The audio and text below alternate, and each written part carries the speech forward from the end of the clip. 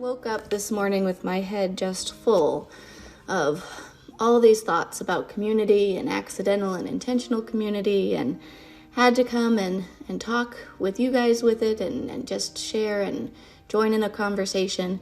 So I decided we're picking up where we left off last week. We started a conversation about intentional community and what it looks like to go deeper with people, forming healthier, more intentional relationships. And today, that's what's in my head, is that difference between accidental and intentional community. So when I think about defining accidental community, I think of all the times when we're in the same place with people at the same time, but it doesn't really have anything to do with those people, right? We are all together for a sporting event, or we're all together because our kids are in ballet, or we're all together because we're at the grocery store, or we're all together because we're volunteering for the same organization. None of those things are bad. All of those are great things, and I think many of us are missing so many of them during this pandemic time period. But they're accidental. We're not there for the people. We're there because of something else that's being offered. When I go to the grocery store, I'm not enjoying going to the grocery store very much right now.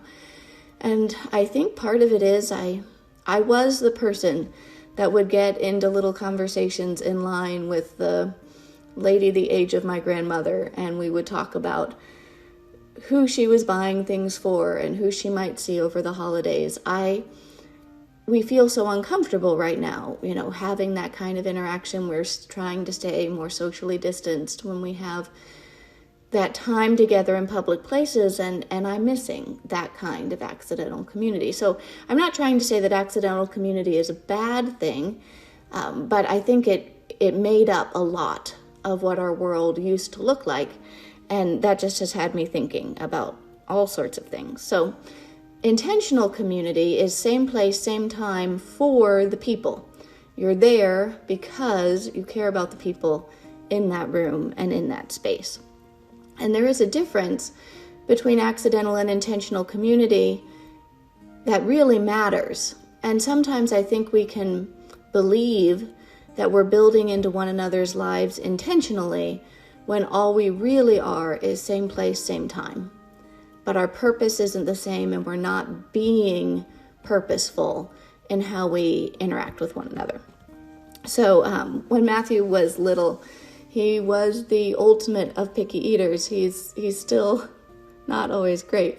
It's been a challenge. There was one time I can't pretend I was proud of, when he was probably 2.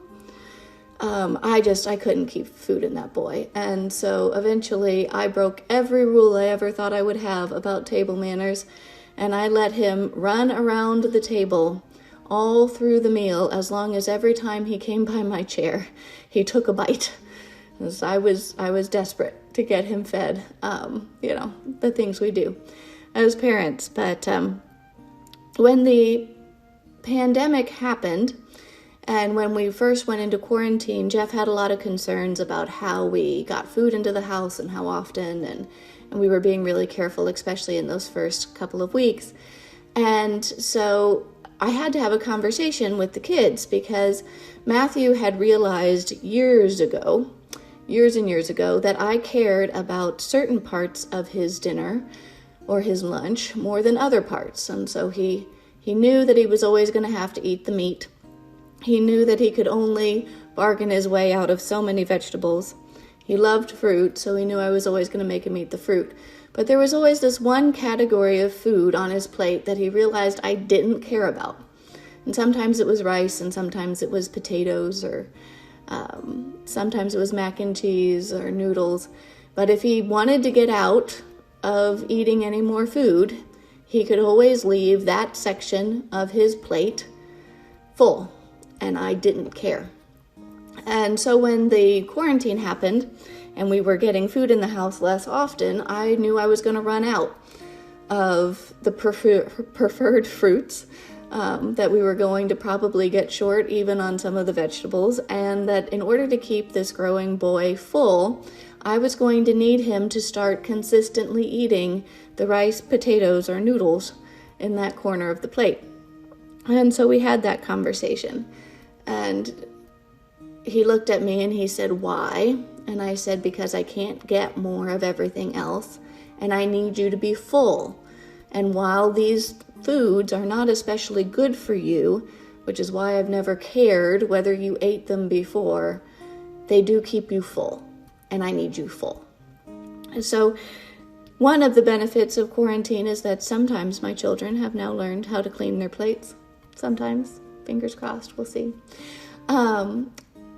But one of the things that had also occurred to me is that most of us do not have the problem that my son has with the pasta, rice, and potato section of our plates, right? Most of us have the opposite problem, that section of our plate is a little too big, too consistently full. I think of the food that we pick for a Thanksgiving meal or a Christmas feast, and so much of it falls in that category, right? We'll have stuffing, mashed potatoes, sweet potato casserole, all of them all lined up one next to another, and it's so delicious, and we all enjoy it.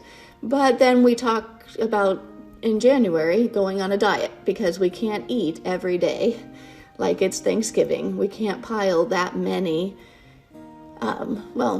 empty calories on our plate. There isn't enough nourishment in there, and there are far too many things that will slow us down and make it harder for us to do life. And I think that accidental and intentional community work in a similar way. Accidental community, at least this is the idea in my head, it keeps us full, right? We have this busy schedule, we have all these people we're seeing, all these different places, or at least that was our lives until this last year. And it keeps us full. We don't really notice that the calories aren't as good for us as they could be because we're not hungry. If anything, we're a little overstuffed. We're probably a little bloated. We're pretty tired at the end of the day. We don't want one more phone call to make, or one more meal to plan, or one more outing to arrange, or one more play date to set up, because we're already too busy.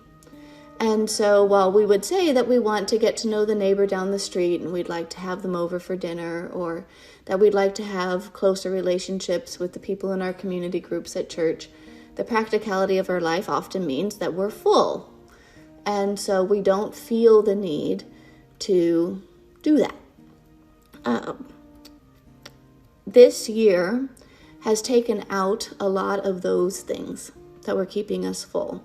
And while that's been hard, it's been hard for me, it's been hard for my children, I also think there have been benefits to it, in that it has shown us the difference between the people that we have these close, intentional relationships with and all the places that we were just piling empty calories on our plate. So for some of us, this has felt like a diet or a fast from people. And diets and fasts are hard, right? But that doesn't always mean that they're bad. Some of them are. Some diets and fasts can go on too long and they can get scary and they can make us very unhealthy. Other diets and fasts can involve healthy intentionality and can really bring the right kind of nourishment into our lives. And that is my idea of intentional community. That right kind of deliberate planning of how we feed our soul with one another. It creates work, right? It's harder to create intentional community than it is to live in accidental community. But right now we have this beautiful moment where we are hungry for intentional community, for people that really care about us, that we can share the hard days with, that we can share the happy days with. Last week I asked you to think about 3 people, and I hope you have them. I hope you found them. At the very least, I hope you have 3 names of people that you believe you could create that kind of intentional community with.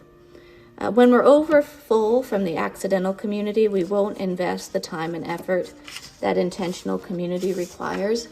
But we have a moment right now where I don't think we're over full. Life is hard. I'm not saying it isn't hard. And for some of us, it is over full, especially so many of our hospital workers and our teachers. But I want us to think about those 3 people whose names we came up with. And for the next 3 weeks, my challenge to you guys is to pick one name on that list a week and engage in some form of intentional community building with that person. Not asking you to violate the rules of how you're doing life right now in terms of your risks. It might mean a phone call. It might mean a note. It might mean food dropped at their door. It might mean getting together for a meal or watching each other's kids play while you talk over tea. It might mean taking a walk together. I don't know what it looks like, but I want to challenge us to look at those 3 people, those 3 names we came up with, and intentionally invest one activity per week in those lives for the next 3 weeks.